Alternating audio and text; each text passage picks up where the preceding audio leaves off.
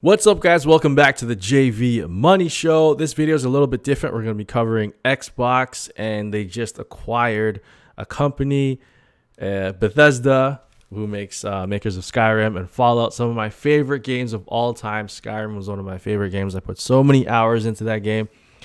It was amazing. Morrowind, Oblivion, Fallout 3, Fallout New Vegas. Fallout 4 was okay. Fallout, the new one, Fallout, I forget the name of the newest one.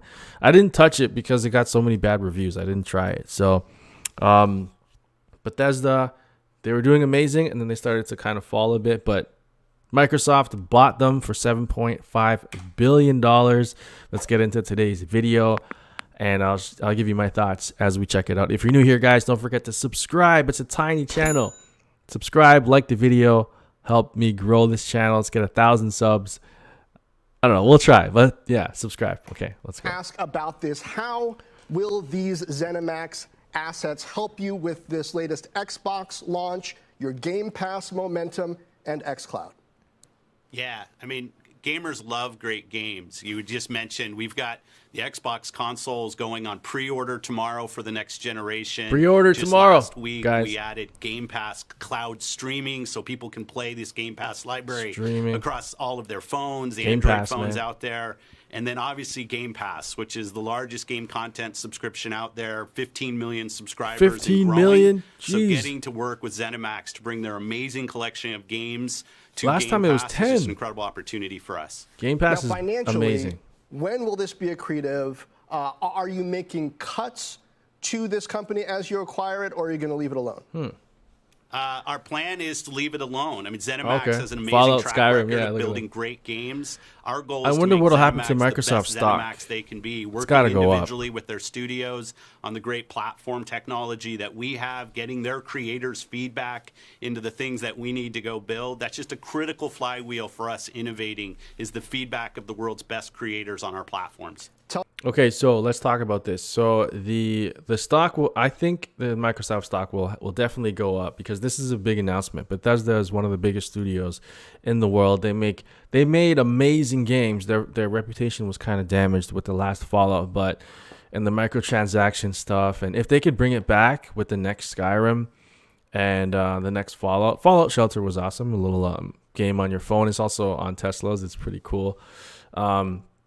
But guys, Game Pass, if you don't know, if you're not aware of Game Pass, it's the best deal in all of gaming. It's ridiculous. It's like the Netflix of gaming. It's $15 a month, and you get over 100 games, access to over 100 games.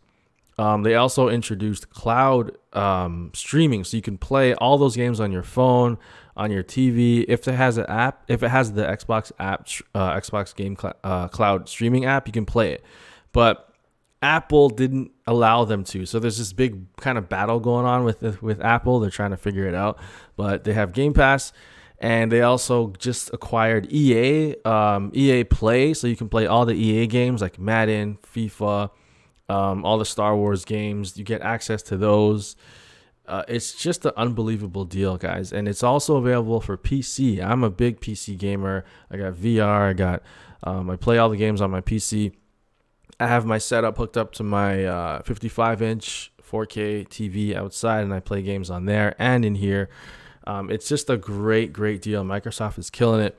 PlayStation 5 is also amazing, though. You can't forget about that. PlayStation 5 is an amazing console with really awesome exclusives. That's their main thing. PS5 has these exclusives.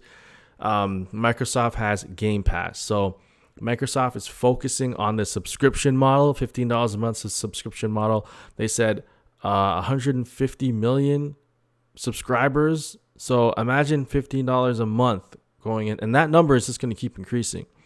So last time I heard it was 100 million. Wait, 100 million? I think I'm getting that wrong. I think it was 10 million. Maybe, I forget, but it was either 10 million or 100 million. Whatever it is, the number keeps going up. So Microsoft, let's see. Let's continue this video. Tell me about the gaming ecosystems overall. Microsoft has spoken out against the way that Apple controls its App Store on those lines. But 30% how is that cut. really different from the percentage that console makers take on games on their platforms? when you get large-scale general compute platforms like mobile phones, people should have access to the great content and services that are out there, and we remain committed to that. There are over 3 billion people who play video games today. Many of them play on phones, and we're committed to bringing Game Pass to all mobile phones out there, including Apple phones. We'll continue the conversations, and I'm sure we'll be able to get to some resolution. Yeah, I'm not sure that gets to the core issue of how it's different, though. What is the core issue? I mean, 30% take? Is it how they're trying to command the way you do games in the cloud that also work through the App Store? Our biggest issue isn't a financial issue. Our biggest issue is that cloud game streaming apps are actually not allowed in the way that Game Pass is built for other platforms. So for us, this is about gamers having great access to the content from the creators they love on the devices they own. Play the games that you want with the community that you want to play on the devices that you have. That's our goal. So yeah, it's not about the revenue share. It's because streaming platforms like Netflix and Hulu and stuff are available on Apple phones and Apple devices, and streaming platforms like gaming platforms aren't. And it's kind of like, guys, it's the same thing. They're specifically doing this because Apple has Apple Arcade, and they don't want competitors coming in and taking from that platform. So the reasoning behind they're saying, oh, we can't screen all the games and make sure that the ratings are appropriate, but Netflix, they don't watch the shows first and screen them and say, okay, each show is okay. It's just there's something else going on, and they're not being honest about it. And that's the part that really upsets me. I'm just like, be honest about why you're not letting Microsoft on. You don't want a competitor, Microsoft, on your platform with another video game things to take away from your Apple Arcade. So there's something going on. There's a big war going on. So let's see the rest of this. So Phil, on that note, then how will this affect the launch of future games? I know that ZeniMax was developing one for PS5 exclusively. Does that stay intact, or is that going to change after this deal? Oh. Yeah, the commitments we've already made with the gamers out there on the games that people know about, we will continue with those commitments. The thing this is really about is a huge investment in our Xbox community. They know that the great games coming from ZeniMax and all of those studios, we're now at over 23 studios inside of Xbox, those games will be able to come to the Xbox community. Apple, look at that. They'll come to Game Pass day and date, and people will have just an amazing collection of great games to You continue. didn't really playing on answer that Xbox. question. Xbox Series X launch. That's I think weird. pre-orders open tomorrow morning. You're not going to have Halo Infinite. No. Oh, this for guy that. knows. How has COVID affected game availability, and how's that going to affect your marketing and your expectations around the console launch? Yeah, with people sheltering in place, work from home, we've seen incredible engagement in the gaming community over the last few months. Yeah, and it's we're been really way proud up. of the way that gaming has been able to play such a pivotal Way role for up. people. But you're absolutely right. Games today are But hundreds of developing people coming games is together hard. to build these massive games. And it's important that we're conscious of the safety of our teams, and it does have an impact on production, and you're seeing some of that out there. But when we look at this launch and people's appetite for gaming right now, we're very bullish on how our pre-orders are going to go tomorrow. We have the most powerful console in the market. We have the most affordable console in the market. We've got things like Xbox All Access that allow people to join this next generation of gaming for $24.99 a month. No upfront cost. You get a console No and interest. Game Pass. In times like this, I think that accessibility of price point and offer is really, really forgot important. about that. Guys, I forgot about that. They have Xbox, what did he say? All Access. So for $25 a month, you can get Xbox Series X plus Game Pass. So, and it's no interest. So there's no interest on this. You can pay $25 a month, and your $25 a month goes towards purchasing the console. So at the end of it, you get the console, and then you're getting, I think it's 2 years of Xbox Game Pass for free. And then if you want to get Xbox Series X, it's $35 so a month. So is it? Yeah, $35 a month.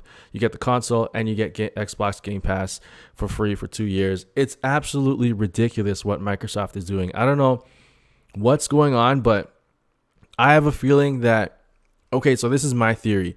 Every time there's a console launch, in the first year or two, each company takes a loss in each sale of a console, because the technology that goes into it is pretty new. It's pretty groundbreaking for consoles to be that small and in there. So they're taking a loss on every sale of the console.